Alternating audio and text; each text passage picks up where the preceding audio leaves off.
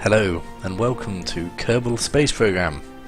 This is Points of Data, and today I'll be doing a let's play slash tutorial slash I don't really know how to play this game, so I'm using this video to kind of teach myself and hopefully it will help others. Okay, let's go to the vehicle assembly building and get started.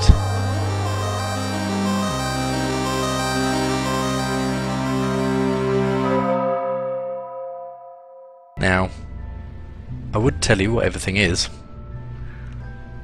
but I don't really know, to be honest. And there is a massively good wiki for Kerbal Space Program, so I'm going to kind of skim over what all the things do. I've played it for quite a few hours, mostly messing around and not really achieving very much, so bear with me and let's just get a quick rocket built and show you what it's all about. So here's a control module, and this is a manned control module. So it's got all Kerbal in it, which will probably be Jebediah, as always. Massively insane Kerbal that he is. So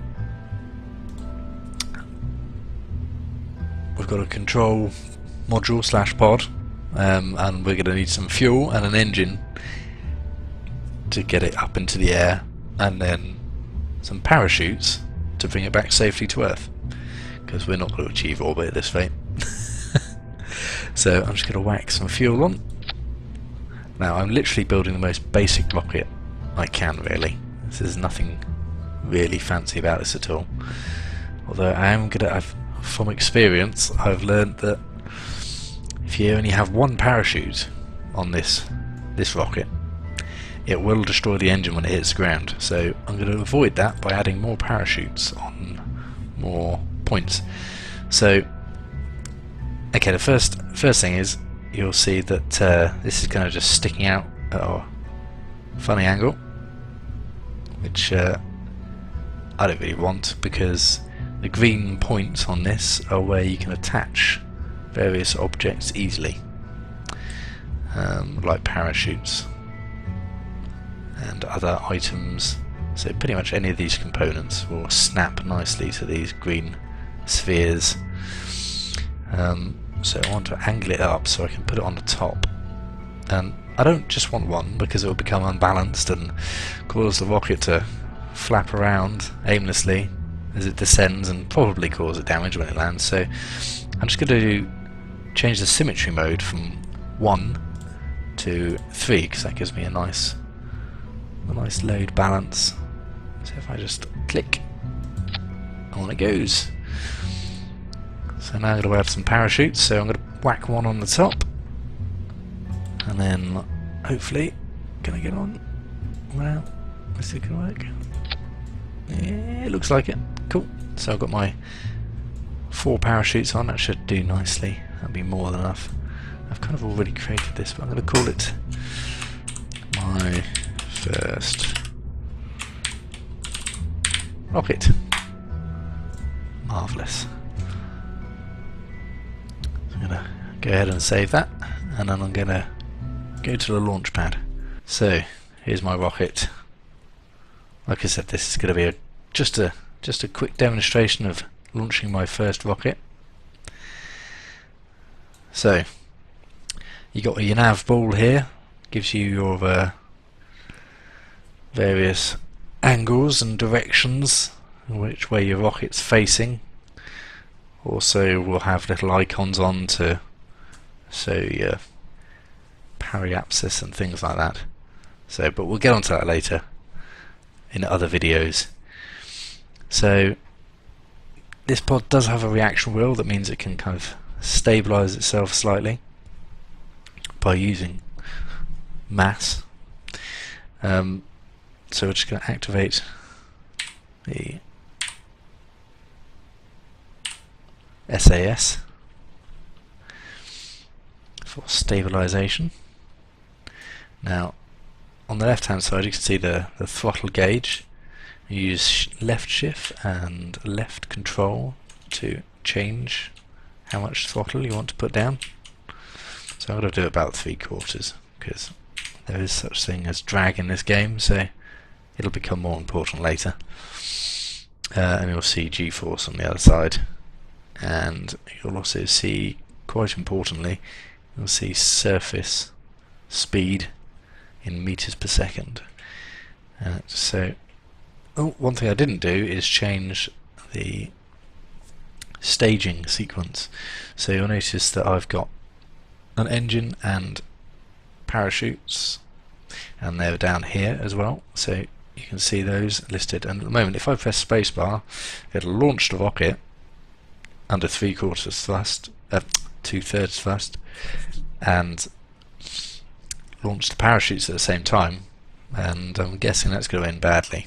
So before we do that, I'm going to add another stage and move my engine down into its own separate stage. So stage 1 will fire first, and that's just the engine, and then when I press space, it'll activate the parachutes. It'll activate the next stage even if the rocket is still under thrust, so you can still mess things up horrendously. So I'm just going to launch my rocket and then wait for it to kind of start slowing down and begin to drop, and then I'll release the parachutes. So let's get on and do that. And away she goes. See, it's all very simple. I haven't messed it up. It's well balanced. Jebediah is not going to die, which is a good feeling. There's moon in the background. One day we'll go there. So I'm just gonna, you can see the altitude there, spinning away, getting higher and higher, and it will begin to slow down, stop, and then start reversing as we fall back down to Kerbin. Oh, and there I go, falling back to Earth. Now, I haven't pressed space yet, so I better get on and do that and release the parachutes. And there they go. Now, don't panic when they haven't opened like that, because they only open about 500 meters above the ground, which seems a little bit scary to start with, but you get used to it, and it does make a lovely sound when they deploy. It's that safe sound. Know that you've done it right. You see my meters per second slowing down nicely, but that'll drop drastically when they deploy fully at 500 meters.